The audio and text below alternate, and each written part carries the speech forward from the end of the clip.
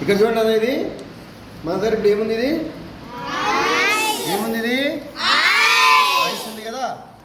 ఇప్పుడు మనం ఒకే దాంట్లో వాటర్ ఎన్ని స్టేట్లు ఉంటుందో మనకి చూద్దాం ఇప్పుడు, ఓకేనా. ఇప్పుడు మనకి ఏదైనా సరే మ్యాటర్ మనకి నేచర్లో ఎన్ని స్టేట్లలో దొరుకుతుంది మనకు? ఎన్ని స్టేట్స్ అవి? ఏమేమి స్టేట్? ఫస్ట్ ఏమిటిది? సెకండ్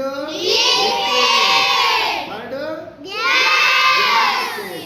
మనకి వాటర్ కూడా మనకి 3 స్టేట్స్లో ఉంటుంది. ఏ స్టేట్లో ఉంటుంది?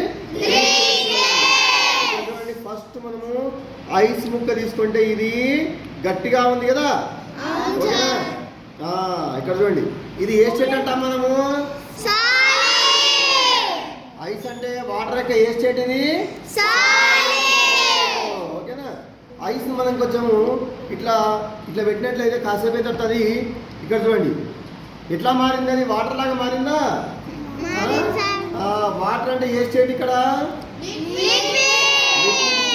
లిక్విడ్ స్టేట్ అంటే నీవు ఏ కంటైనర్లో వేస్తే ఆ కంటైనర్ యొక్క షేప్ వస్తుందో, గ్లాసులో వేస్తే గ్లాస్ లాగా అయిపోతుంది, గిన్నెలో వేస్తే గిన్నెలాగా అయిపోతుంది. చూస్తారా, ఇది లిక్విడ్ స్టేట్, ఓకేనా. ఇప్పుడు మనం దీన్ని బాగా వేడి చేసినాం అనుకోండి, అప్పుడు వాటర్ ఏమవుతుంది? వేపర్ ఏమవుతుంది? మరి వాటర్ వేపర్ అంటే అప్పుడు ఏ స్టేట్ అది? స్టేట్, ఓకేనా. మరోసారి చెప్పండి, ఇది ఏ స్టేట్? ఇది ice solid state, water liquid state, మరి వాటర్ వేపర్